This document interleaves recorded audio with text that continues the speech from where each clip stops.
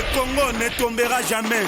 Mais tu ne peux pas aider les tiens si tu n'as pas quelqu'un qui comprend ton âme et qui comprend la mission de survie de ton peuple. Parce que c'est une question de survie. Ce qui touche notre peuple aux quatre coins du monde, pour ceux qui voyagent, qui voient les conditions similaires un peu partout, ce qui nous touche là, si tu ne vis pas dans ta chair, tu ne pourras jamais le comprendre en intégralité. On me parle de la femme de Fanon ou la femme de Cheranta, et c'est vrai, la femme de Cheranta a aidé Cheranta de manière extraordinaire, indéniable.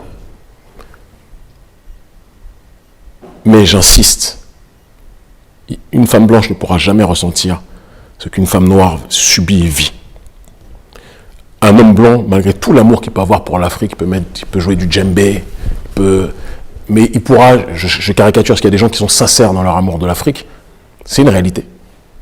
Mais ils ne pourront jamais vivre ce que nos semblables vivent. Et le frère a raison sur une chose, moi je connais des gens qui sont des militants panafricains, qui sont avec des blanches, ou des femmes noires qui aiment profondément l'Afrique. Sauvons l'Afrique.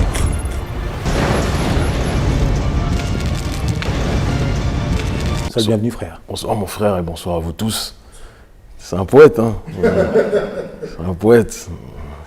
C'est bien. En tout cas, merci pour l'invitation. Je reconnais qu'on a mis du temps avant de venir. J'adore les débats.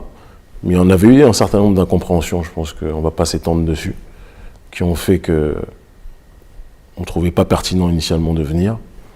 Mais on est une famille et on a considéré à un moment donné qu'il fallait aller au-delà des incompréhensions et voir ce qui réunissait beaucoup plus que ce qui sépare. Et c'est aussi un message à la communauté. Donc on est présent ce soir et on est content d'être... Je suis content d'être en votre présence, chacun d'entre vous. Et on salue les internautes qui nous regarderont. Merci à toi. Maintenant, pour ceux qui sont curieux de savoir ce qui se cache derrière le mot d'incompréhension, est-ce que tu peux nous en dire plus? Non, il y avait eu, bon, je ne vais pas mettre de la lumière sur ce qui n'en a pas, mais il y avait eu des propos tenus par certaines personnes, une personne, peu importe, dans l'émission. Ces propos avaient été sortis de leur contexte et avaient été teasés, donc ça avait buzzé un petit peu. On trouvait que les propos étaient pauvres et que la personne qui les énonçait était pauvre aussi. Je ne veux pas être dans une bataille d'hommes, parce que ça ne m'intéresse pas. J'attaque des gouvernements qui asphyxient les peuples. Je ne veux pas faire des batailles entre noirs. Ça ne m'intéresse pas. J'ai passé cet âge. Herman et moi, on se connaît depuis de nombreuses années, à une époque où j'avais les cheveux à la Sangoku et j'étais un petit peu plus, on va dire, proactif physiquement. J'ai compris que les mots ont plus de sens que les mains et que on peut s'aimer, on peut se combattre, on peut se battre idéologiquement tout en se respectant. Tu peux le redire, s'il te plaît, les mots en plus? Les mots en plus d'impact que... Oui, que les mains. Parce que beaucoup des nôtres n'ont pas parfaitement conscience. Ah oui, non, c'est...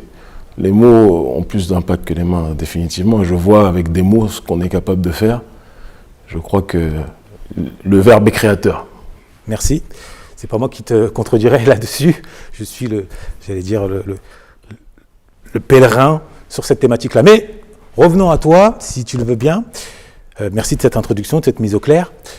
Même si tu avais vu, je ne sais pas si tu as vu l'émission en question. J'ai vu juste un extrait. Mais okay. Franchement, je ne vais pas m'étendre sur... Non, on ne va pas s'étendre. Après, au nom de toute l'équipe, c'est quand même nécessaire de clarifier. Effectivement, il y a eu cette notion de teasing. Après, au sein de l'émission, on a défendu par conviction ce que tu représentais, ce panafricanisme transnational. On a rappelé la conférence de Berlin.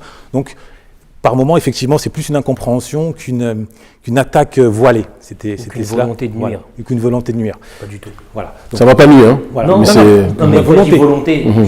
On n'a pas la prétention d'être en capacité de te nuire, mais des fois, on peut avoir une volonté de calomnier ou de salir l'honneur d'un frère ou d'une sœur. Ce n'était pas l'objectif. Puisque dans l'émission en question, moi, j'ai pris la parole et j'ai dit ouvertement qu'il fallait 700 Kémy Séba. Et je l'ai dit publiquement. Sans fausse modestie, sans crainte, sans être pris, avoir peur d'être pris pour quelqu'un qui serait un suiveur, parce que je le pense sincèrement. Et quand je dis quelque chose, je l'assume. Donc je le redis aujourd'hui devant toi. Très bien, je n'étais pas au courant que tu avais dit ça. Voilà. En ton absence, les gens ils pourront vérifier dans la vidéo, et je te le dis en ta présence, il faut 700 Kémy Séba. Pour moi, c'est important de le dire. Et dire ça, c'est pas dire qu'on est d'accord sur tout sûr. et qu'on est dans une logique de suivisme BA.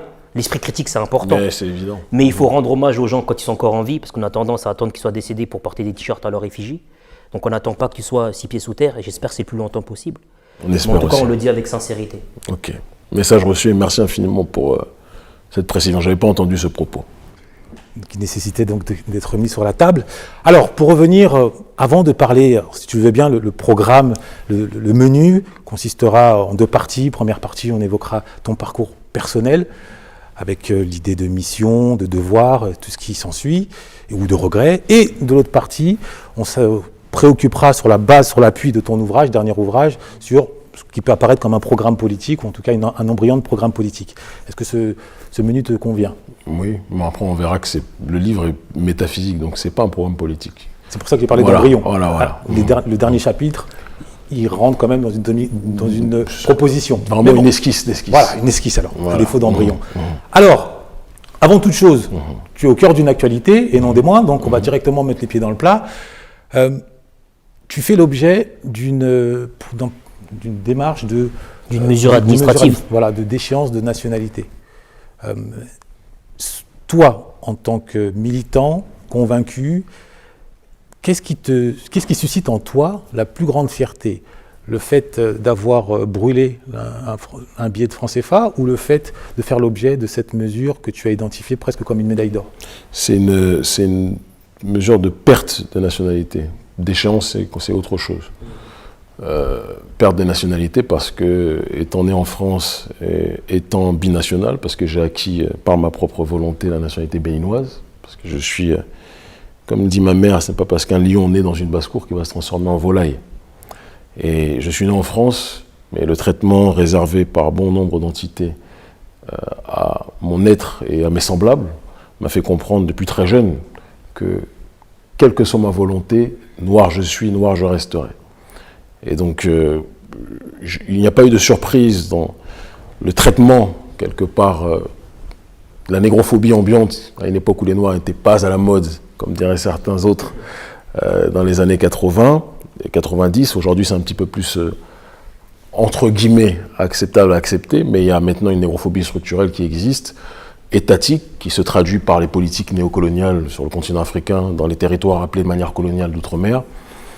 Et donc, il est évident que l'attitude que le gouvernement français a vis-à-vis de moi, par rapport au combat que je mène avec les miens, avec les nôtres, n'est pas une attitude qui me surprend, mais il est très intéressant pour nous qu'ils se sentent obligés, pour sanctionner l'efficacité de notre combat, parce que c'est ce qu'ils disent. Ils disent que nos activités mettent en danger leurs intérêts sur le continent africain. Alors c'est intéressant, on n'a pas d'armes. Je pourrais en avoir si je voulais, mais c'est pas mon. Ça fait très longtemps que j'ai tourné la page de cette potentielle méthodologie. C'est important de le dire, ça. Oui, tous ceux qui nous suivent le savent. Non. Oui. Qu'on peut lire des choses ici ou là, on le sait. Oui. C'est quand même important de rappeler que tu n'es pas un va-t-en-guerre. Tout à fait. Après, maintenant, le problème, c'est que pour eux, c'est ce qui est intéressant, justement, cette nuance-là, c'est que pour eux, notre méthode, qui pourtant est une méthode ouvertement et officiellement non violente, est une violence inouïe pour eux.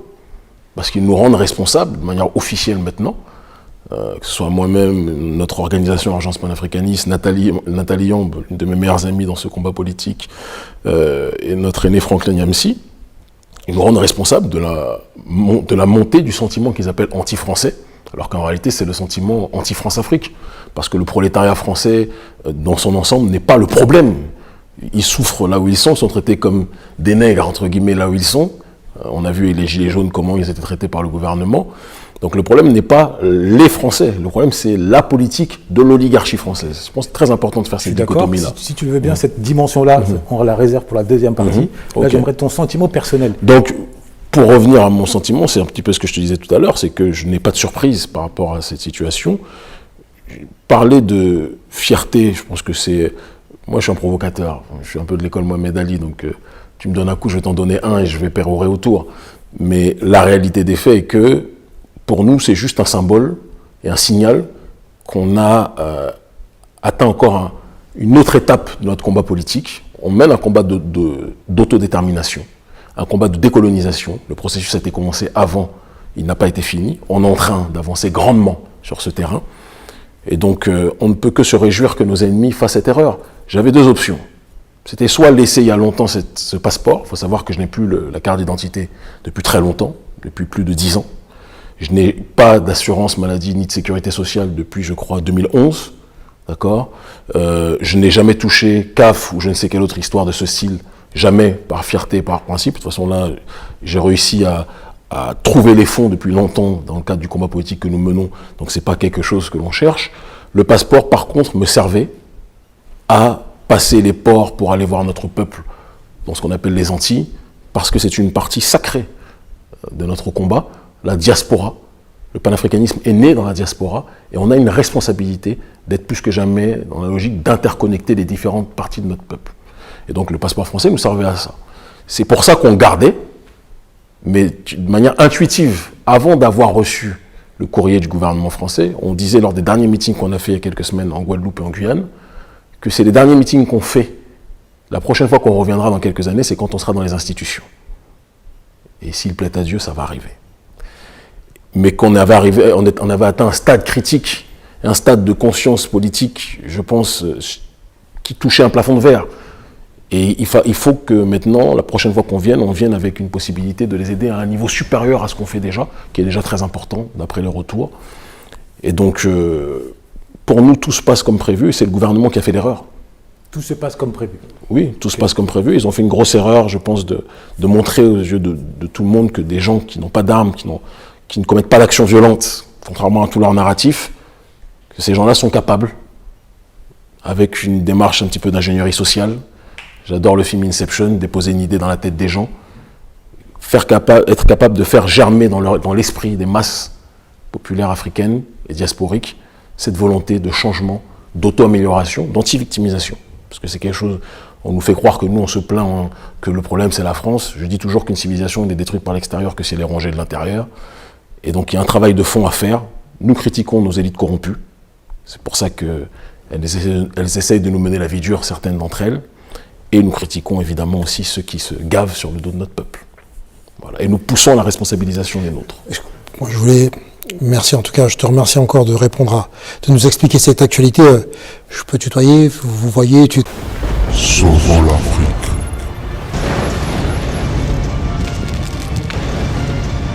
Tutoyer. On peut faire semblant de se vous voyez, mais on est tous on est donc, des frères. Donc, voilà, exactement. Je te remercie de préciser tout cela. Moi, j'ai un rôle dans l'émission, c'est d'aller emmerder les gens, et je vais essayer de... Tu sais que j'aime les emmerdes. Voilà, je vais essayer... Oh, il est encore plus fort encore là. C'est vrai. Moi, j'adore ça, donc on va s'entendre. Donc, non, par rapport à cela, moi, j'aimerais savoir aussi, tu as parlé effectivement des élites, du pouvoir politique apparemment français contre lequel tu te bats, tu mènes un combat. Est-ce que c'est...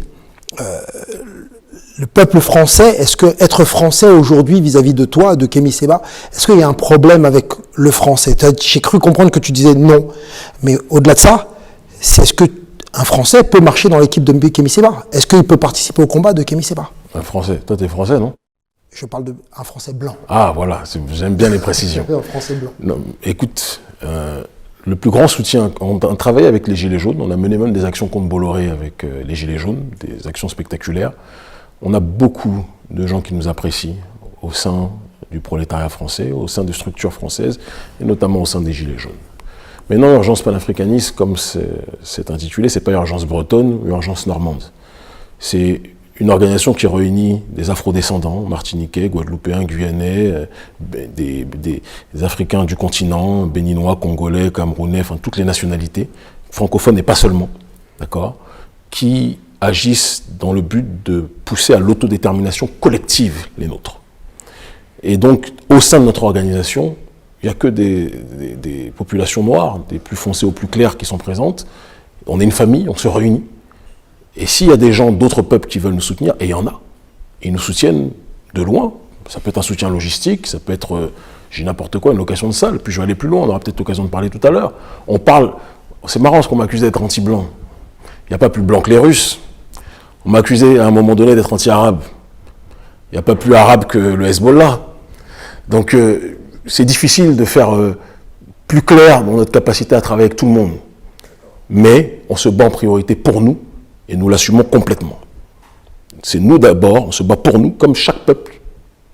Dans chaque peuple, il y a des gens qui se battent pour les leurs et ce n'est pas un crime contre l'humanité.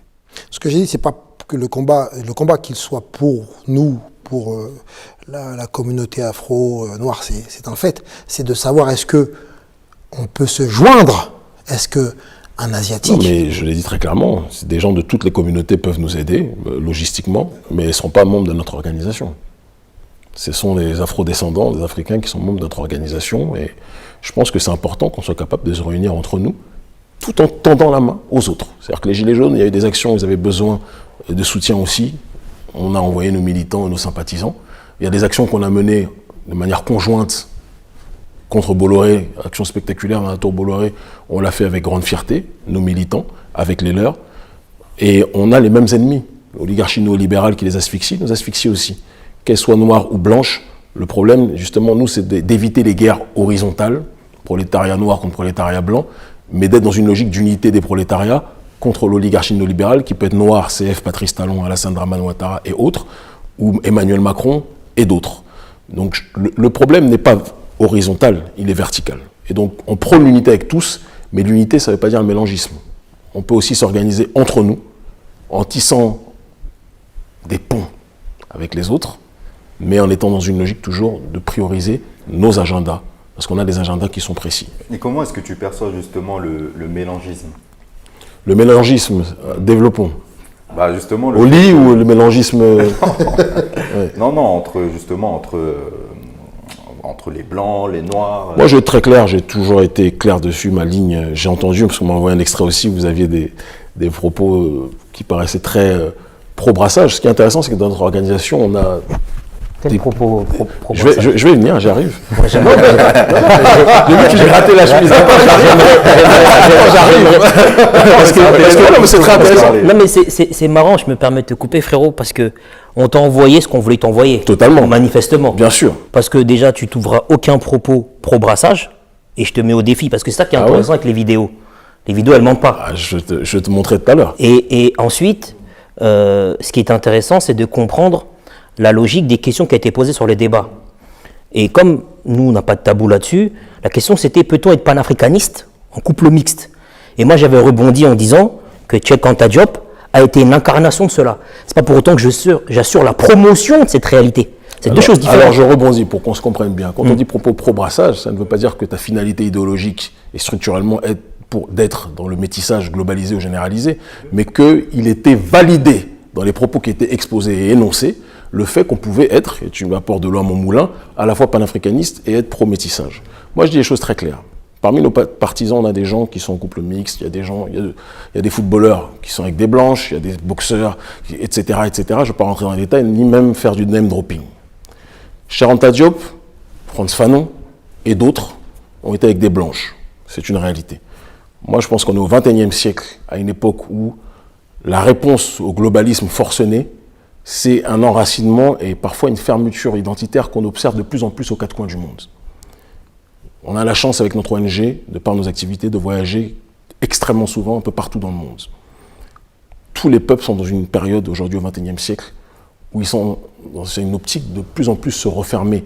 Pas se refermer en étant dans une dynamique exclusiviste, mais prioriser l'unité entre eux d'abord. Et je dis qu'il ne faut pas qu'on soit la dernière roue du carrosse dans ce schéma-là. Moi, je suis un fondamentaliste du Black Love. Je crois qu'il est important qu'on comprenne que pour s'unir avec les autres, il faut d'abord s'unir entre nous. Ça ne veut pas dire que, je veux dire, Macky Sall est marié à une noire, c'est un des plus grands traîtres de l'histoire, d'accord? Et il y a des gens qui vont être mariés à des blanches, on ne va pas toujours sortir le totem Cheikh Anta Diop, parce qu'il y en a, Cheikh Anta est avec une blanche, donc ils vont prendre toutes les Brigitte qu'ils vont trouver, c'est leur droit. C'est pas mon programme politique. Et je l'assume très clairement. Moi, je fais partie de ceux qui pensent que c'est l'unité parmi les nôtres qui permettra de mieux nous unir au reste de l'humanité. Et que la femme noire est le reflet de notre âme et on ne peut pas être mieux compris par quelqu'un que par nos semblables. Et si on veut être un peuple solide, il faut qu'on soit dans une dynamique de prôner en priorité l'endogamie communautaire.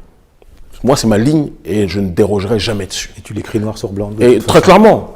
Et maintenant, ça ne signifie pas, et je le dis aussi dans le livre, que nous excluons les couples mixtes qui se sentent... Il y en a plein qui se sentent concernés par notre combat. Et donc, si je puis me permettre, tu dis que tu n'exclus pas dans la proposition politique, puisqu'on a directement basculé dans la deuxième partie, mais on reviendra dessus tout à l'heure plus en détail, dans ton idéal, tu milites pour que les quilombos, pour que les couples mixtes n'aient pas accès. Qu'est-ce qu'on a dit de manière précise? Parce que moi, c'est ça qui me passionne quand on parle de mon livre. Mais qu'ils puissent être de soutien. Voilà, donc on finit la phrase. Ah ben oui. C'est-à-dire que... Ils ne sont pas l'essence. Il y a une nuance. Okay. C'est la périphérie. Oh, merci. Périphérie ne signifie pas exclusion. Soutien logistique, c'est comme les femmes qui font des réunions entre femmes. Elles ne refusent pas s'il y a le soutien des hommes qui les soutiennent financièrement parce que ces hommes comprennent la logique de ces femmes qui veulent se réunir et parler de leurs problèmes. C'est exactement la même chose pour nous. C'est-à-dire qu'il y a des couples mixtes qui sont parfois bien plus sincères dans leur engagement et leur amour à l'Afrique que certains noirs qui sont parmi les plus grands traîtres. C'était le fond du discours. C'est exactement ce qu'on a dit. Sauf que... C'est exactement ce qu'on a dit dans l'émission. Ouais. Et on a clairement dit que l'émission qui est la nôtre n'est pas un outil de promotion du métissage de masse, n'est pas un outil de promotion du couple métis, mais un outil de compréhension des nuances. Et quand tu prends l'exemple de Macky Sall ou d'autres chefs d'État qui sont avec des femmes 100% africaines et qui ne font absolument rien pour le prolétariat africain, c'est bien la démonstration que, oui, le Black Love, c'est important. Nous ne sommes pas là pour le détruire ou pour le minimiser, pas du tout. Au contraire, même pour le mettre Mais en avant. prenons en compte la complexité du réel. Et c'est parce que nous prenons en compte la complexité du réel que j'évoque le fait qu'il y a des blancs, des couples mixtes, hommes noirs ou femmes noires qui sont avec des blancs, blanches, et qui peuvent être des soutiens logistiques réels au combat mené. Maintenant, l'exception C'est pas la règle. ne signifie pas la règle. Ah, mais nous, là-dessus, on est d'accord. On se comprend. On n'est pas dans... Dès que j'ai parlé de ça, tu dirais que tu t'es gratté. Non, je parle Non, pas. je me suis pas gratté. Parce que tu as dit, on t'a envoyé des extraits. On Mais ça, envoie c'est... des extraits, mais pas vous êtes quatre. Pourquoi tout de suite tu as surréagi? Non, mais parce que... Que la paix soit sur toi. Mais la paix sur toi, Je te taquine. la paix aussi sur toi, mon Je te frère. taquine, Mais ce mon que je frère. dis par là, c'est que moi je sais, pour avoir été arrêté notamment par des sympathisants de ta personne, Ok. qui régulièrement m'arrêtent, et moi Ok. je le dis parce que j'ai pas de pudeur Bien là-dessus, sûr. ou de gêne, dans les transports, en prison, dans les tribunaux. Et on leur passe la paix d'ailleurs. On leur passe la paix, et ils me disent Kémy. Et je sais que cet épisode, ça fait grincer beaucoup de dents. D'accord. Et surtout les femmes noires. Et moi je Et l'ai on dit. peut les comprendre. On peut les comprendre. Et moi je l'ai En tout dit. cas, on est obligé de les écouter. Je l'ai dit et j'en ai parlé avec Sinaï, c'est pas une invitation à poser une question, interroger une situation qui est complexe, c'est pas promouvoir. Au contraire, ça nous permet de sortir des positions un peu caricaturales parce qu'on veut nous mettre dans une guerre raciale, blanc contre noir. Et comme tu l'as très bien dit, c'est pas une guerre blanc contre noir. Parce que les mêmes qui oppressent le prolétariat blanc et le prolétariat noir mangent ensemble, de manière incestueuse, pour reprendre ton expression. Donc c'était juste pour mettre de la nuance en disant arrêtez de croire que parce que il a une femme qui lui correspond en termes d'épiderme, qu'il est des vôtres. Après, l'introspection peut nous pousser aussi à se dire que parfois, on peut être sincère, mais exprimer les choses de manière un petit peu... Maladroite. Oui, bien sûr. Et être incompris. Bien sûr. Et je pense que ça a été peut-être mal compris à cette occasion-là. Mais c'est un autre sujet. Voilà, À la parce limite, que, voilà, pour clôturer, c'est simplement te dire, moi, puisque je gère les émissions, il y a eu ces extraits-ça. On a ensuite essayé de donner la parole à ces femmes et à ces hommes lors d'un live. Et ça nous a fait prendre conscience, ça a fait prendre conscience à d'autres, qu'au-delà du combat que tu peux mener, que nous menons aussi, qui est, je pense, conjoint, il y a aussi le combat de la femme noire aussi, parce qu'il y a eu, je pense, des incompréhensions, si ce n'est parfois même des maltraitances, des rejets. du rejet ou de la souffrance. Donc, de soulever certaines thématiques et des problématiques, je pense que nous, en tout cas, on s'évertue à le faire et on ne s'interdira pas de le faire. Il faut le faire, quoi qu'il arrive. Et ça nous a fait prendre... J'ai moins reçu d'autres messages de gens qui disaient « Ah, j'avais pas compris, j'avais pas vu ça. » Donc voilà, maintenant qu'on t'a envoyé des extraits vidéo, je ne sais pas qui... Après, c'est pas la Gestapo. Ce que je suis en train de dire, et je pense que c'est très intéressant, cette thématique-là, parce que le frère Loïc m'a lancé dessus, c'est de se rappeler que ce qui fait le plus peur à l'extérieur de notre communauté, c'est quand on est capable de s'unir. Ah, bien sûr. Et il n'y a pas de plus grande unité que l'unité entre l'homme noir et la femme noire. Et tout est fait en ce 21e siècle. Sauvons l'Afrique.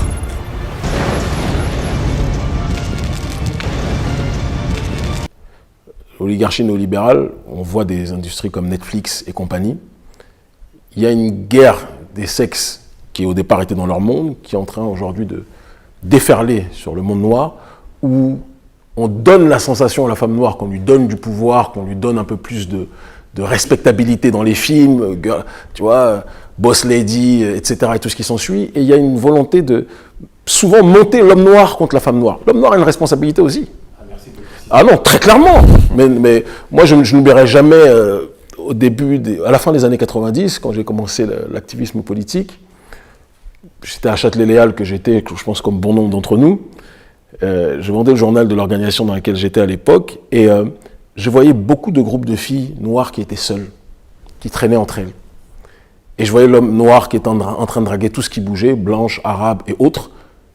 Mais je voyais beaucoup de groupes de filles seules. Vous pensez que ces filles-là n'allaient pas grandir, n'allaient pas tôt ou tard être aussi des femmes qui allaient se poser des questions. Donc il y a une responsabilité que l'homme noir, malgré tous les déboires qu'il connaît, se doit d'avoir pour justement susciter de nouveau l'espoir dans le cœur des gens et dans le cœur de sa communauté, dans le cœur de ses semblables. Mais pour aller dans ton sens, après Herman, je sais que tu veux reprendre le fil parce que je te vois trépider. Pour aller dans ton sens, Kémy, le souci c'est que à l'abolition de l'esclavage et au sortir de la colonisation, il n'y a pas eu de traitement des traumas. C'est-à-dire qu'aujourd'hui, on est tous d'accord pour dire que quand quelqu'un a une blessure à une jambe ou à un bras, il va chez le kiné pour faire une rééducation. Tant qu'il va mieux, c'est bon. Mais nous, il n'y a pas eu de rééducation psychologique. C'est-à-dire que tout ce qui a été traversé par notre peuple, on s'est retrouvé du jour au lendemain, et c'est vraiment l'expression sens littéral, libre, sous condition de liberté, de fausse indépendance, je suis d'accord, mais de manière un peu caricaturale, libre, sans qu'il y ait de suivi, sans qu'il y ait d'accompagnement, sans qu'il y ait eu de sensibilisation par rapport à nos responsabilités en tant qu'hommes et nos responsabilités en tant que femmes, et on s'est retrouvé à vivre entre nous et à composer avec le reste de l'humanité. Et c'est ça le problème qu'on a chez nous, c'est qu'on n'a pas soigné nos traumas. Le problème de la santé mentale est réel au sein de notre population, pour corroborer ton propos. C'est une réalité, et c'est là où je suis encore plus admiratif aussi de notre peuple. C'est que partout où je vais dans le monde avec mon équipe, on était il y a quelques temps en Amérique du Sud, ça c'était l'année dernière en Colombie, dans une ville 100% noire qui s'appelait Quibdó. Dans toutes les villes où on a été, on a fait Bogota, Medellín, il y avait l'électricité, il y avait tout était bien. On arrive dans la ville, il y a les noirs, il n'y a plus de courant, il y a des problèmes de courant, pas d'eau potable, la seule ville. Les damnés de la terre. Ouais, vraiment. Et partout où on va aller, on sera dans ces problèmes-là, mais notre peuple vit. Notre peuple tient debout. Il y a des défaillances. Mais il y a une résilience qui est absolue. Voilà. On est un peuple puissant. C'est important qu'on le dise. Dire cela ne signifie pas qu'on est meilleur que les autres. Mais c'est une réalité, on est un peuple puissant. Et beaucoup de gens, beaucoup de peuples qui auraient connu le millième de ce qu'on a connu, ne seraient pas debout aujourd'hui. Je veux qu'on le dise. Ça, c'est cet aspect de ton livre que j'ai apprécié, que je reviendrai dessus tout à l'heure. C'est sur la valorisation métaphysique de l'entité collective que nous représentons. Donc là-dessus, je te rends honneur. Et c'est pour ça que j'ai amené un autre ouvrage pour faire un point de parallèle. Néanmoins, j'aimerais revenir sur la personne Kémy Séba, qui évidemment est source de... Il a pris. J'avais préparé sa vie, on va tout faire pour le. Moi, j'avais juste un petit mot à dire quand même. Il est très scolaire. Il est énervé, il est énervé. Il est très scolaire. Parce qu'il y a un lien entre... Quand tu écris une dissertation, si tu mets la deuxième partie avant la première partie, finalement, ça perd son sens. Il y a toute une logique que j'ai essayé d'élaborer. On reçoit Kémy Séba, ce n'est pas n'importe qui, donc j'ai essayé quand même de respecter ce qu'il incarne, de façon à ce que générer une sorte de fil conducteur. Je prie. C'est une proposition. Attends, je lui répondrai juste, parce qu'on est là aussi sur du débat. Partageons Tu sais le aussi, temps de parole. j'ai envie de te dire qu'effectivement, tu avais préparé quelque chose, et j'en suis désolé de te comment je peux dire ça, de t'embêter, de te perturber. Mais ça n'empêche que là, on est dans un échange. Et quand il y a 4 ou 5 personnes, parfois, il y a quelque chose qu'on n'avait pas prévu qui en ressort. C'est pour ça que j'ai c'est aussi ça qui donne des grands moments. Moi, dans ce que je bosse de télé, on appelle ça des grands moments de télé ou des grands moments qu'on est en train de partager là. Donc, pardonne-nous pour ton plan. Je te laisse la parole. Let's go, on y va. Après, reprends-nous quand il faut, parce que moi-même, j'avais encore quelque chose à demander. C'est vrai, le peuple juif, je voulais aller enchaîner, envoyer. Enchaîne. Mais vas-y. Non, mais c'est juste deux, trois mots. C'est que moi, dans le fond, je suis plutôt aligné avec tout ce qui a été dit. Mais là où il y a juste quelque chose qui me dérange concernant ce que l'on a tendance à dire, c'était la question de base, c'est peut-on être militant, panafricain et en couple mixte? la réponse selon moi est oui, c'est possible. Et ce qui me dérange dans le fond, c'est que moi, je préfère qu'un Kémy Séba soit avec une femme blanche et ait fait absolument tout ce que tu as fait depuis le début que tu es actif pour notre communauté, plutôt que on se permette de dire, enfin je sais pas si tu te rends compte qu'aujourd'hui, si tu étais avec une femme blanche, on aurait pu dire, ben non, tu ne peux pas être un militant panafricain, avec tout ce que tu as fait jusqu'aujourd'hui. Mais je vais te répondre, mon frère, en te disant que si j'étais avec une femme blanche, je pense que j'aurais pas pu faire ce que je fais là. Mais attends, dans l'éventualité où tu l'avais fait, qu'est-ce qu'on aurait pu dire? Je comprends parfaitement ce que tu dis, et je te dis, à titre personnel, que si j'étais avec une femme blanche, j'aurais pas pu faire le millième de ce que j'ai fait. Il a fallu que que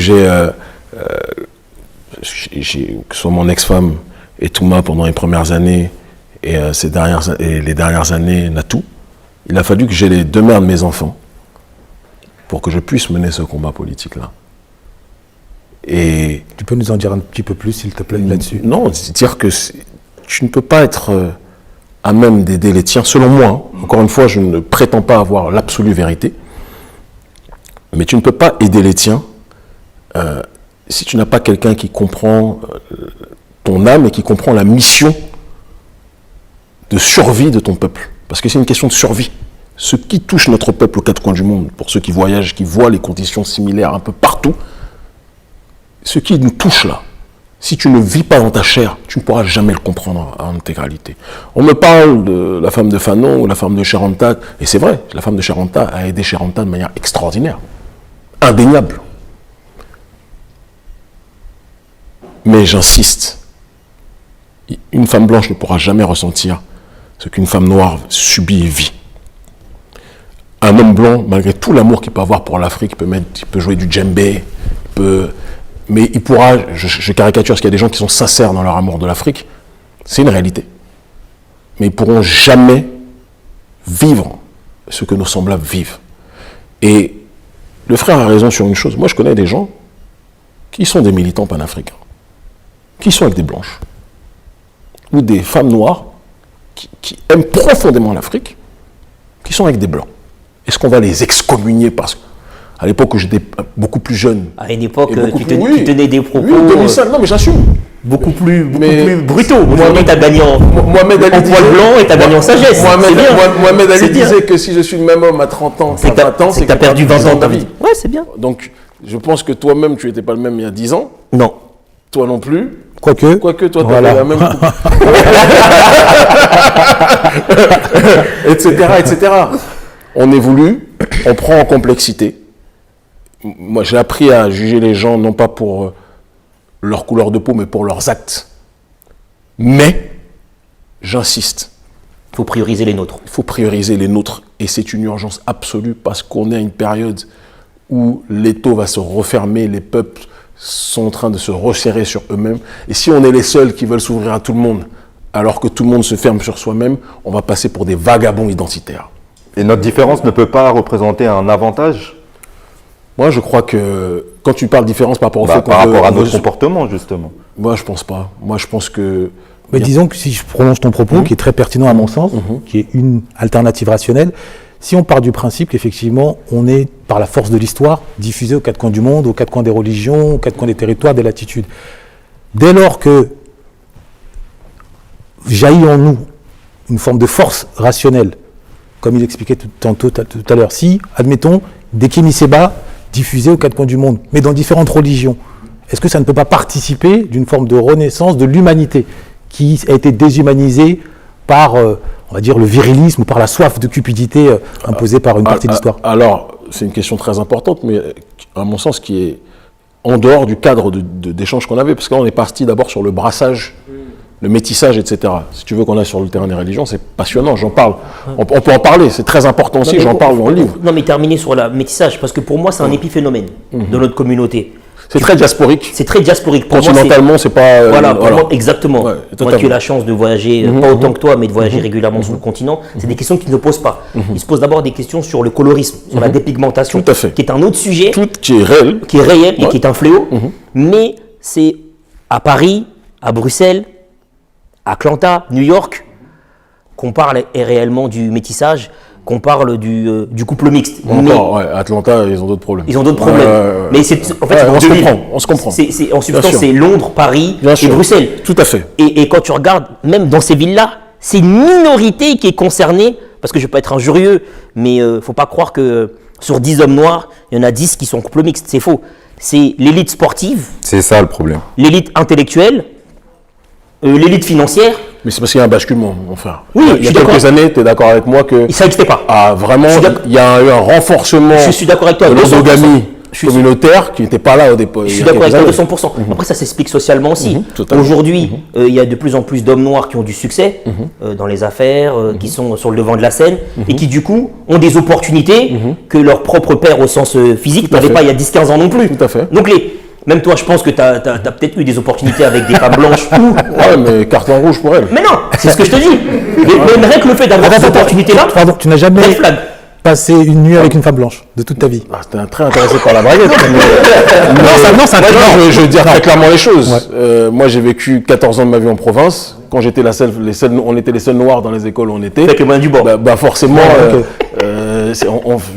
et comme j'étais en plus par ma vie et par mon vécu très précoce sur beaucoup de choses, il y a des choses que j'ai connues tôt avec des membres d'autres communautés. Dès que je suis arrivé en région parisienne, c'était mon Afrique à moi. Mais voilà, là tu me tends la perche. Merci. Et donc quand je suis arrivé en région parisienne, dès que j'ai vu la femme noire, mais je pouvais même plus donner l'heure aux autres. Bah, tu me tends la perche, merci cher frère. Enfin, j'arrive justement à toi, Kémy Séba. Ça c'est moi. Hein. Oui, mais justement. Voilà.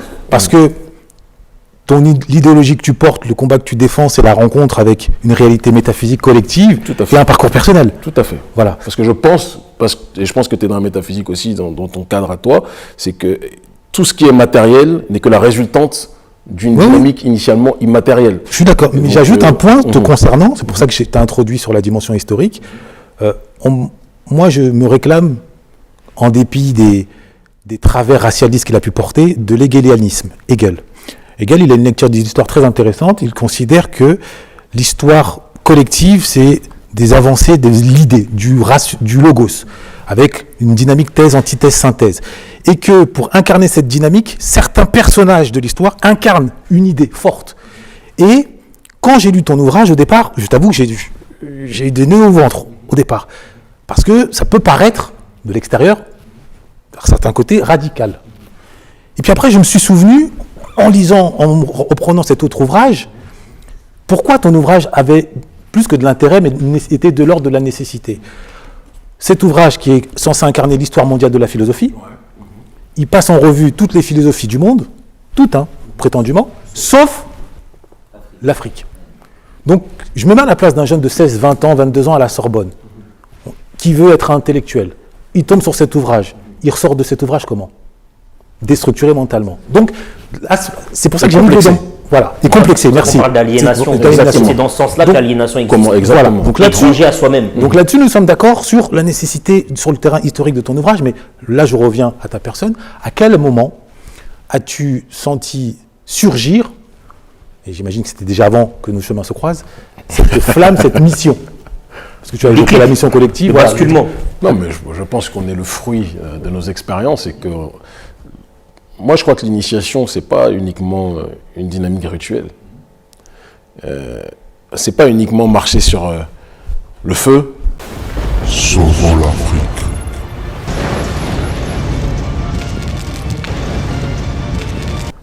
Franchir les obstacles du feu, et si tu réussis à les franchir, tu es initié. Ça, c'est une caricature. L'initiation, ce sont les étapes que le Créateur met dans ta vie et ta capacité à les dépasser, transformer les obstacles en tremplin ou les murs en pont. Et le déclic, c'était lequel ? Et si je te dis, en fait, le premier ne serait pas suffisant parce que c'est une addition d'étapes. Mais je pense que la négrophobie, pour moi, a été salvatrice. D'accord. Parce que ça m'a permis, dans moult exemples, de comprendre très rapidement que la situation de ceux qui me ressemblaient était compliquée. Et que si on ne se prenait pas en charge, on allait être balayé.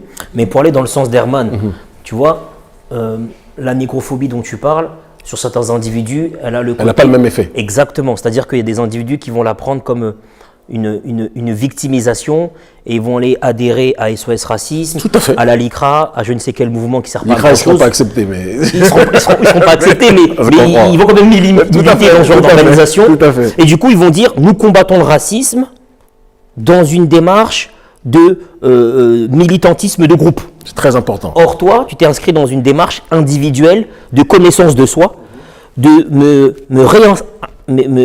m'enraciner dans mon histoire, dans ce que je suis, de façon à pouvoir après éclairer et éveiller les autres. Alors, ce que tu dis est très important parce que tu pointes là deux réactions face à des blessures et une oppression subie. Et on en vient toujours à la réaction historique bicéphale de la communauté noire, diasporique.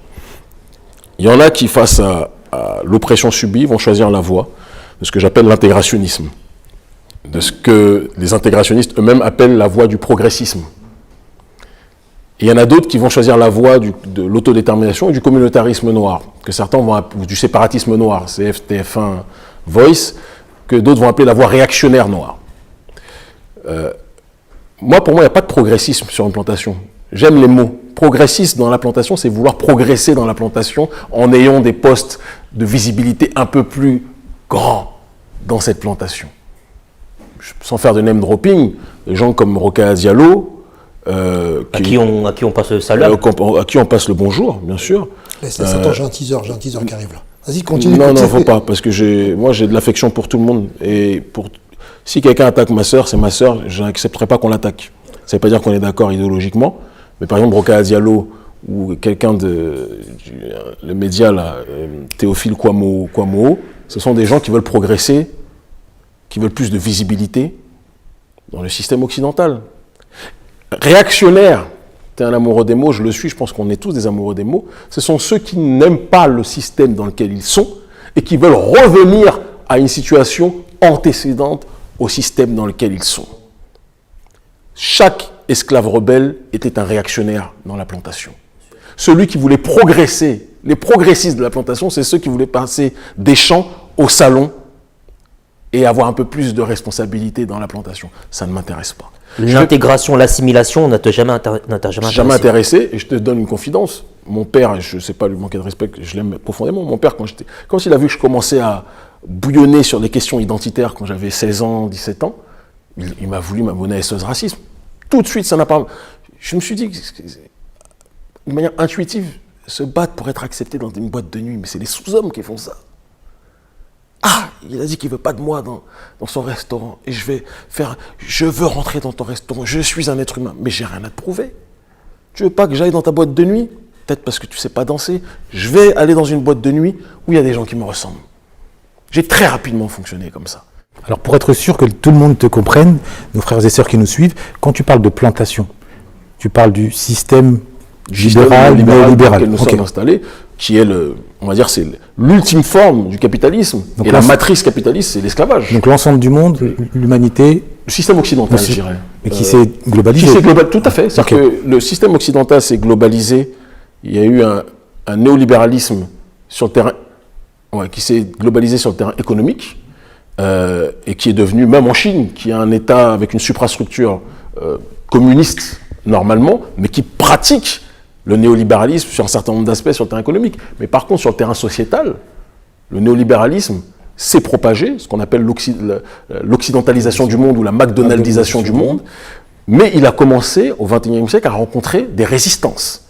Et tu vois aux quatre coins du monde, il y a de plus en plus de gens qui disent hey, votre way of life, votre destruction de la famille, vos histoires de théorie du genre, ça c'est vous. N'imposez pas ça aux autres. Est-ce que ça c'est le système ou l'effet pervers du système, de la même manière qu'il y a une rose avec les pétales, les aspects positifs, et les épines? Est-ce qu'on doit condamner la rose sous prétexte qu'il y a des épines? Moi je pense que c'est partie intégrante du système. Ok. Et que le néolibéralisme sociétal et économique, mais on va parler de l'aspect sociétal, a pour but de s'attaquer à tout ce qui a trait à la destruction de l'identité collective. Parce que l'identité collective est un frein pour l'hégémonie du capital qui veut justement toucher chaque individualité, qui a besoin donc que chaque individualité soit une entité qui consomme, exactement, et qui ne puisse pas être inclus dans une démarche beaucoup plus globale et générale qui peut être un frein, un bouclier face aux pénétrations néolibérales et capitalistes. Je suis d'accord avec toi, Kémy, je vais te poser une question. Est-ce qu'il n'y a pas une instrumentalisation parfois chez nos chefs d'État africains par rapport à la lutte contre les mariages homosexuels ou le mouvement LGBT, parce qu'ils vont être prompts à voter des lois pour faire barrage par rapport à ces mesures, mais on ne les voit pas aussi rapides à faire des lois pour mettre en place un système d'éducation digne de ce nom, mettre en place un système de santé digne de ce nom. Donc des fois j'ai l'impression qu'ils utilisent, exactement, ils utilisent cette volonté, soi-disant que les Occidentaux auraient chez nous cette volonté de nous imposer un agenda qui n'est pas le nôtre. Ça je peux l'entendre. Mais moi je me dis, mais pourquoi vous vous empressez pas pour régler les minima sociaux ? Pourquoi vous trouvez un consensus pour dire « Ah non, on ne veut pas de mariage gay » comme c'était une urgence chez nous. Je ne dis pas qu'il faut un mariage gay, je ne suis même pas sur ce terrain-là. Je dis que les urgences ne sont pas traitées, mais quand c'est pour dire « Ah, regardez ce qu'ils veulent nous imposer », là, ils sont tous d'accord. Ce qui est certain, c'est qu'il y a du populisme au sein de nos dirigeants sur un certain nombre de thématiques, et ces thématiques-là n'y échappent pas. Après, j'ai une image qui me vient rapidement, quand Barack Obama venait en disant que si vous êtes civilisé, il y a des choses que, en gros, si vous êtes moderne, si tant est que la modernité dans l'acception qui est la leur soit une valeur globale et universelle pour le reste de l'humanité, on peut se questionner intellectuellement dessus, mais Macky Sall, la manière dont il a réagi, j'ai pu trouver qu'il avait réagi avec dignité, dans le sens de rappeler, parce que de toute façon il est lui-même tenu en otage par les marabouts et les guides religieux là-bas, que la réalité des uns n'était pas la réalité des autres. Après maintenant, dire cela, il y a des gens, des homosexuels, moi je ne rentre même pas dans ce débat, je vais être très clair. James Baldwin était homosexuel, a fait plus pour la cause noire que des hétéros. Que beaucoup de noirs hétéros, donc bien moi sûr. je ne me situe pas. Non, on essentialise pas, on est C'est le même débat que contre le Mexique. Par contre, attention à l'agenda qu'on veut nous imposer, parce que nous, je donne un exemple simple, parce qu'il y a des gens qui disent ouais mais pourquoi il y a de l'homophobie en Afrique. Faut nuancer les choses. Chez nous, même se rouler une pelle sur la place publique, ça se fait pas. C'est pas quelque chose qui est dans notre idéologie. Entre un homme et une femme déjà. Maintenant, tu vas voir deux hommes qui vont se tenir la main, qui vont se rouler une pelle dans la rue chez nous, et tu penses que ça va être accepté? Si déjà l'homme et la femme qui sont censés être la norme... La majorité, exactement la majorité. Ce n'est pas accepté, on ne va pas accepter l'autre chose. Bien sûr. Or, le problème, c'est que le schéma occidental, c'est instrumentaliser les causes de certaines minorités pour en faire un agenda de pénétration sociale au sein de sociétés qui ont des valeurs qui peuvent être opposées à l'agenda qui est exposé par les autres. Donc c'est sur ce fond-là, à mon sens, qu'on doit s'interroger. Et après... Qu'est-ce que tu leur réponds à ceux qui peuvent te poser en guise d'argument que le mariage gay n'est rien d'autre que l'extension de la liberté individuelle et que le libéralisme, sur le terrain des droits, fait juste la part belle à la liberté individuelle et que interdire ou en tout cas blâmer l'expression d'une liberté individuelle en raison de l'orientation, c'est causer du tort aux dites libertés individuelles. C'est passionnant parce que on va de plein pied dans mon ouvrage. Il y a une dichotomie entre les sociétés modernes et les sociétés traditionnelles, que l'Occident appelle sociétés arriérées, mais qui sont en réalité les sociétés plus proches des valeurs originelles. Les sociétés traditionnelles fonctionnent par rapport au nous, pas au je. C'est-à-dire que la collectivité prime sur l'individualité. Et donc, dans une dynamique d'identité collective, on en revient à ce que je disais tout à l'heure, quand je disais que le néolibéralisme, son ennemi prioritaire, c'est l'identité collective, ce n'est pas le bien-être de l'un au détriment des autres qui compte, c'est le bien-être de la majorité au détriment de l'individu. Donc, c'est un paradigme qui est différent. Et donc, nous, il y a des règles sacrées, le mariage, la famille, etc., qui n'empêchent pas que... Parce que moi, je ne fais pas partie des gens qui vous disent que... Les gens qui disent... c'est le blanc qui a créé l'homosexualité, etc. C'est faux. Je donne un exemple simple. Quand dans les 42 déclarations d'innocence au tribunal d'Ozar, on dit il y a une règle qui interdit l'union entre des personnes entre deux hommes, c'est que déjà à l'époque, il y avait des questionnements sur ça, et si c'est interdit, c'est qu'il y avait déjà des gens qui le faisaient. Bien sûr. Donc on n'a pas attendu les autres pour le faire, c'est de la malhonnêteté. Il y a même des sociétés, il y a même des cérémonies. C'est bien de le dire. Oui, non, mais moi j'aime être objectif surtout, j'ai pas de tabou. Moi, ce qui me pose problème, c'est quand ils veulent, exact, c'est pour ça qu'on est là, c'est quand l'élite occidentale veut imposer son agenda et vous dire, si vous n'acceptez pas la manière dont on conçoit l'union entre des personnes de même sexe, vous êtes des barbares. Moi, je ne suis pas d'accord avec ça, parce qu'on a nos réalités. Et on traite nos réalités en fonction de nos sensibilités culturelles. Il faut le reconnaître. Moi, je suis né dans la diaspora, mais quand je suis rentré sur le continent il y a 13 ans, je me suis intégré. C'est pour ça que quand j'entendais des gens qui parlent de notre regard en Afrique, alors qu'on est beaucoup plus respecté qu'eux dans leur propre pays et dans d'autres aussi, ça m'a fait sourire. Parce qu'on respecte les sensibilités culturelles, et c'est pour ça qu'on a autant d'audience en Afrique francophone. Par contre, en effet, on peut être en contradiction avec des gouvernements qui sont soumis à l'élite occidentale. Ça, c'est encore autre chose. Vous voyez ?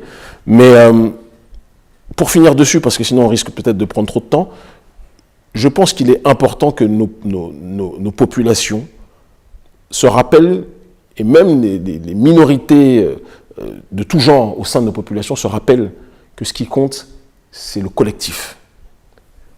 Et je prends un exemple, et je parlais de ça avec Nathalie, mon amie et grande sœur Nathalie Yamb. Par exemple, la question du féminisme. L'Occident aime segmenter. On parlait tout à l'heure des guerres horizontales, plutôt qu'une guerre verticale. Tu sais que pour moi, qui est-ce qui a été l'une des plus grandes féministes ? Sauvons l'Afrique.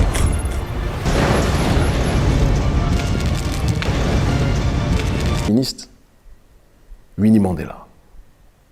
Winnie n'a pas crié « je suis une femme, je veux des droits, je veux l'égalité ». Elle a été en première ligne.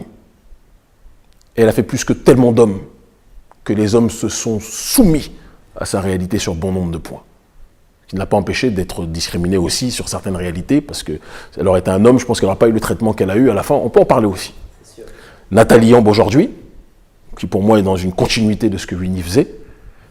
Nathalie, tu n'entends pas dire « oui, je suis une femme, je veux le droit des femmes », mais sa posture, sa façon d'être, on est en première ligne, elle, moi et quelques autres, mais elle fait plus pour le droit des femmes que certaines femmes qui militent séparées, oui, on veut le droit, l'accès à ça, parce qu'en étant l'autorité féminine se manifeste, et quand la femme noire prend ses responsabilités, l'homme ne peut même pas l'égaler. En fait, tu prônes plutôt que de parler, de vouloir argumenter, toi tu parles de rentrer dans l'action, d'être dans l'action et d'agir. Je pense que l'action est créatrice d'autorité. Parce que les longues théories, c'est une chose, mais la meilleure façon de prouver aux gens ce que tu es, c'est faire. Et je dis que les gens qui agissent pour la collectivité, parce qu'on est un peuple de collectivité, ceux qui agissent pour la collectivité, lorsqu'on va creuser sur leur identité, sur leur particularité, eh bien ces gens-là qui auront agi pour la collectivité vont bien plus faire avancer les conditions de ceux qui ont des particularités comme eux, que d'autres qui vont se mettre de côté, comme l'Occident le veut, parce que l'Occident aime segmenter, d'accord ? Eh bien, ces gens qui sont en train de se segmenter, de s'auto-segmenter, auront moins de poids parce qu'ils ne se seront pas fondus dans la dynamique collective pour faire avancer les conditions de vie de leurs semblables. Camille, j'aimerais te poser une question, excuse-moi encore un petit peu. C'est vrai que je t'entends, tu reproches à l'extérieur, tout ce qui est externe, de vouloir agir sur la communauté, ou en tout cas... Ah non, j'ai pas dit que tu en voulais, okay. J'ai dit que je constate. Tu constates. Mm-hmm. Est-ce que tu constates qu'aussi à l'intérieur, parce que tu nous aimes à en crever, ça j'ai bien compris, mais est-ce que tu es enclin à nous dire que aussi on a des choses à rétablir, on a des choses à, comme disait tout à l'heure Beko, à soigner, parce que j'ai l'impression que tu dis, et c'est une forme de populisme, de démagogie, d'auto-persuasion, on est puissant, on est fort, mais il n'y a personne qui s'aide vraiment au sein de cette communauté, et on en a parlé un peu. Quelle est ta position par rapport à ça, sur nous, comment on agit en interne? Est-ce qu'on est vraiment solidaire? Est-ce que c'est pas facile de le dire? Oui, notre peuple est puissant, mais derrière, quand tu regardes bien, il y a aucun les mots à sens. Les mots à sens. Vas-y, je pense que le frère Mbeko et quelques autres savent très bien quelle est ma ligne dessus. Je suis l'un des premiers dans cette communauté diasporique en France à avoir dit que nous sommes les premiers responsables de ce qui nous arrive. Personne ne peut se lever et dire que je n'ai pas été l'un des premiers. Et c'est pour ça aussi que je dérange des gens qui vivent sur notre victimisation éternelle, parce que je leur dis arrêtez de chouiner, arrêtez de pleurer. Je suis l'un des premiers à dire ça. Ça me vaut des inimitiés. Donc moi, là-dessus, on ne peut pas me faire ce procès, même si j'adore la question. Maintenant, tu as parlé de démagogie. Il y a des mots dedans, quoi qu'on en dise. Et le raisonnement du peuple, c'est quelque chose qui est criminalisé par un système technocrate où on n'aime pas les gens qui parlent le raisonnement du peuple parce qu'ils partent du principe que le sentiment du peuple et la pensée du peuple, c'est quelque chose à mépriser et qu'il y a une élite qui doit agir en vase clos sans tenir compte des sentiments des gens. Moi, ce qui me préoccupe, c'est me battre pour les gens. Donc ce qu'ils appellent être démagogue et qu'ils considèrent comme quelque chose de péjoratif, moi je le rends mélioratif. Parler selon les préoccupations des gens, c'est vital. Et on ne serait pas en train aujourd'hui de bousculer les lignes en Afrique francophone si on ne tendait pas l'oreille sur les préoccupations des gens. Ça, c'est une chose. La deuxième chose, exalter au dépassement nos semblables ne signifie pas dresser un constat de ce qui ne va pas chez nos semblables. Et je suis le premier à dire, à dresser des listes de choses que l'on doit améliorer. Le triptyque même de ma vie, c'est l'autodétermination, l'anti-victimisation et la virilité, mais pas la virilité au sens du masculinisme exacerbé excluant la féminité.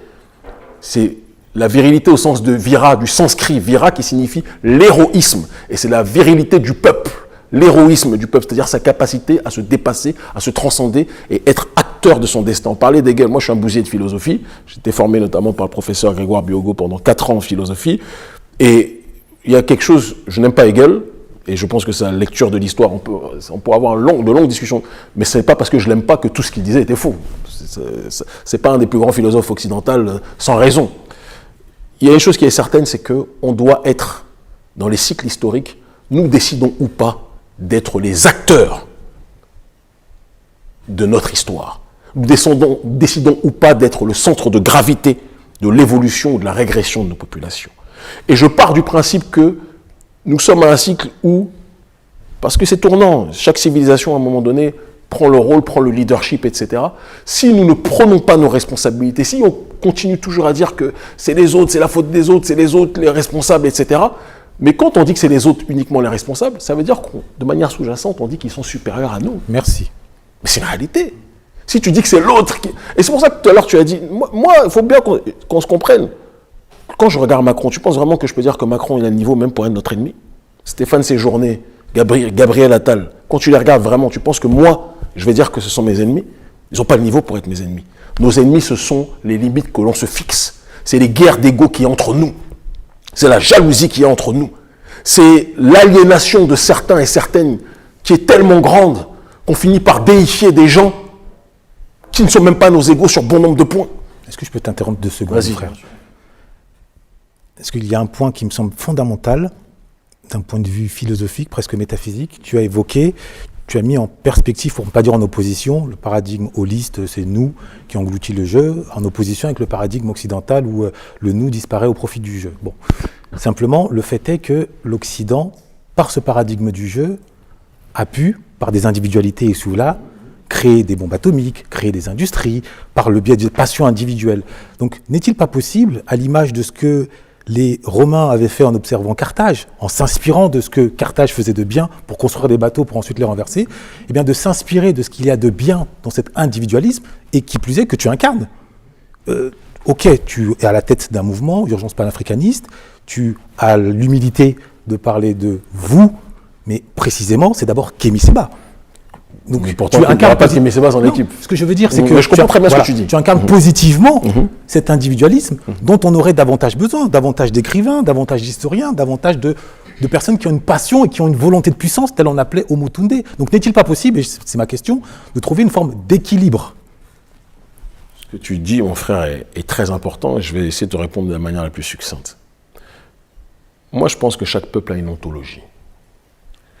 Et partant de ce postulat-là, on doit être capable de comprendre que à chaque cycle, la psychologie d'un peuple correspond et en fonction de cette psychologie de ce peuple et l'histoire de ce peuple, c'est pour ça que je parle aussi des Caucasiens dans l'ouvrage et j'essaie de définir dans un aspect mi-métaphysique et mi-historique l'évolution de certains et les réactions qu'ils ont, le rapport que l'Occident a au matériel est issu de son histoire. Celui qui est privé de quelque chose au départ va développer de manière chronique la volonté de se prémunir de ce qui lui manquait et donc va développer un aspect matériel beaucoup plus important que celui qui est né dans un espace où il avait déjà tout. Ça, c'est la première chose. Celui qui avait déjà tout dans son environnement va développer un rapport à l'immatériel plus grand puisque le matériel est déjà comblé, c'est l'immatériel qui va le questionner. Nos peuples sont des peuples profondément spirituels.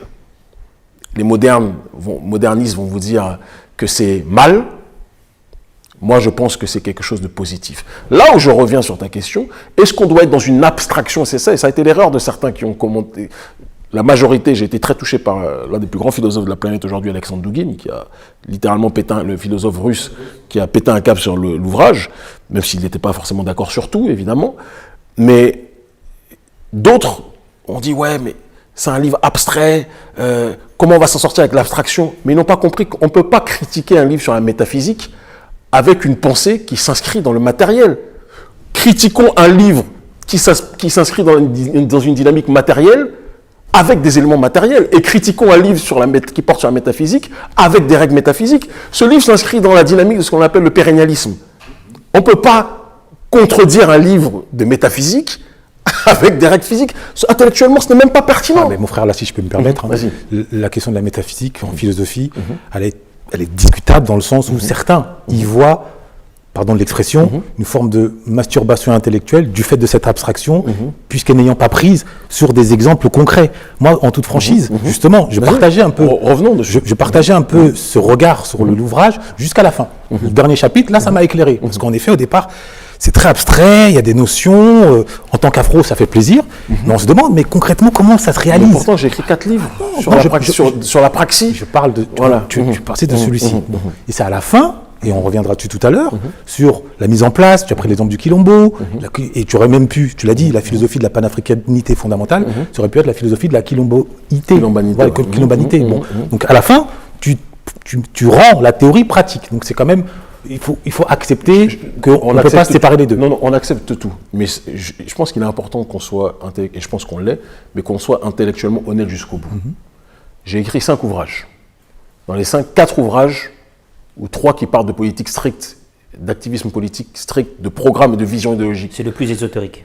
Celui-là est un livre d'ésotérisme. Oui, c'est ça. On ne va pas me parler de dimension matérielle sur un livre ésotérique. C'est intellectuellement malhonnête. Ah non. Tu comprends ce que je veux dire? Bien sûr. Mais moi, je ne voudrais pas t'interpeller sur le livre en tant que tel. Voilà. Non, c'est passionnant. Mais bien sûr. Parce que c'est comme si, je ne sais pas, Georges Marchais allait se lever et allait critiquer René Guénon, parce qu'il fait partie de l'école pérennialiste, d'accord, évidemment, même en Occident en tout cas, parce qu'en Afrique on n'a pas attendu Guénon pour ça, mais en Occident c'est l'une des plus grandes figures.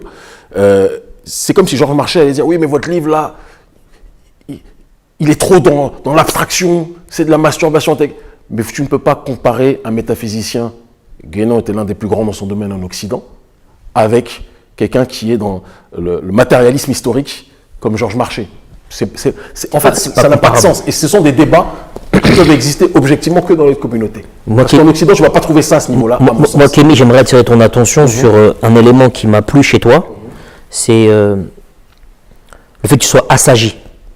Parce que moi, j'ai connu un Kémy Séba, au travers des réseaux sociaux, au travers des médias, qui avait des positions très binaires, très caricaturales, qui